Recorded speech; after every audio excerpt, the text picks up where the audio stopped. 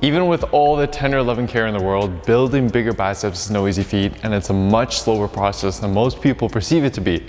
But if you're serious about maximizing and prioritizing your biceps growth, then there are a few strategies that we can employ that research has shown will be able to significantly speed up its growth. In this video, I'll go through exactly what these strategies are and how to employ them so that in the next 8 weeks of your training, you can get the most biceps gains as possible, even with just a set of dumbbells. I guarantee that even if you're a non-responder or just haven't been seeing much results with your current biceps regimen, that implementing this plan will result in a ton of new growth for your biceps or any muscle that you apply these strategies to.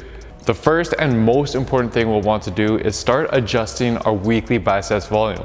More specifically, since we know based on the past work of researchers Brad Schoenfeld and James Krieger that there's a dose-response relationship between weekly volume and muscle growth, we'll want to simply increase our weekly biceps volume to stimulate more growth. This is especially effective in the event that you've reached a plateau and your biceps just aren't responding to your current biceps volume.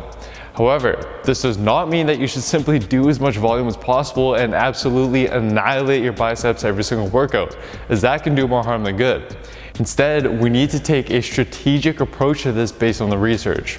First off, in terms of how much to increase your weekly biceps volume to, it seems that we may be able to get as high as 30 sets per week while still seeing a benefit in growth. For instance, one very well-controlled 2015 paper compared the effect of performing either 6, 18, or 30 weekly bicep sets on 48 untrained men over the course of 6 months.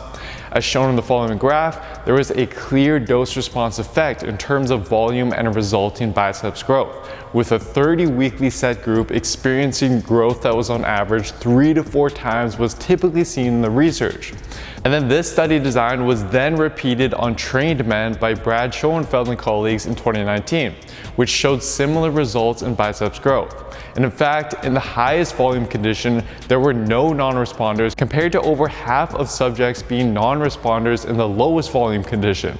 Now, this doesn't mean that you should throw in 30 sets of biceps into a workout and do that once a week, because we also need to be aware of another important finding based on the work of researcher James Krieger, which is that there seems to be a per session volume limit of about 8 to 10 sets per muscle, meaning that within each workout, you don't want to perform more than about 8 to 10 hard sets per muscle, as beyond that tends to just become junk volume and less effective for hypertrophy. So, knowing that, we want to split up our weekly biceps volume into 2 to 3 workouts per week to stay within that per session limit. What I personally recommend is to use something like the following upper-lower split or a push-pull leg split, and then distribute your weekly biceps volume accordingly. Once you have that set, slowly increase your weekly volume throughout the weeks, similar to the methods popularized by Dr. Mike Israetel. So, for instance, start week 1 with about 10 sets for your biceps per week, and then from weeks 1 to 8, increase this slowly by adding about 2 to 4 weekly sets every week or so, up to about 20 to 30 weekly sets, as long as you're recovering and progressing well, which will be highly individual. By the end of the 8 weeks, you should be doing a considerable amount of weekly biceps volume and feeling quite fatigued, and can then take a deload week to recover and finish off the cycle.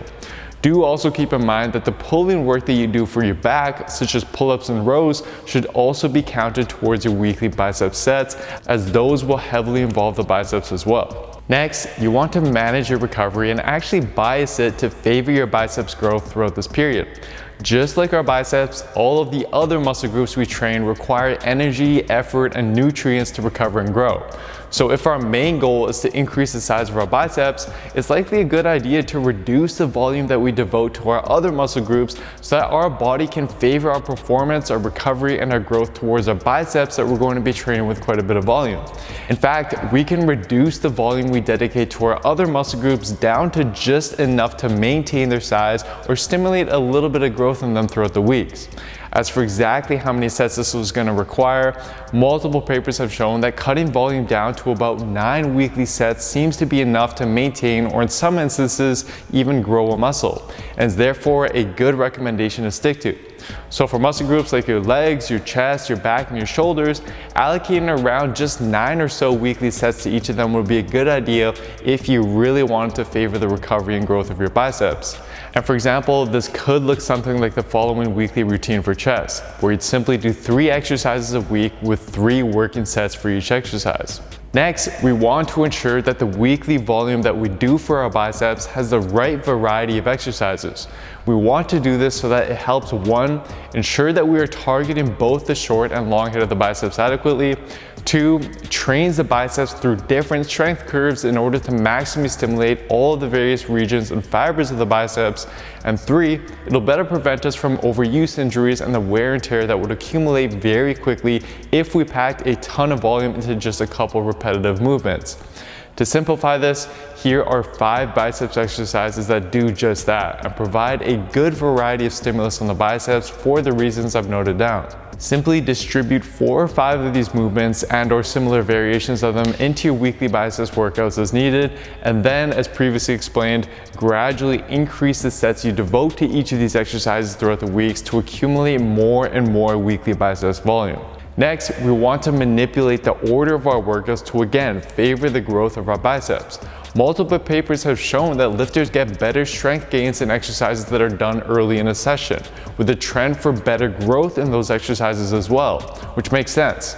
After a back workout, for example, by the time I'm done with those back movements, I can barely shake my post-workout protein, let alone have enough energy to then hammer out some biceps work. So, during whatever workouts that you're throwing your biceps exercises into, move them to the beginning of the workout when you're fresh in order to further prioritize them. Lastly is nutrition. Ideally, if you want to maximize your recovery and growth throughout these 8 weeks, then you'll want to be eating at a slight calorie surplus.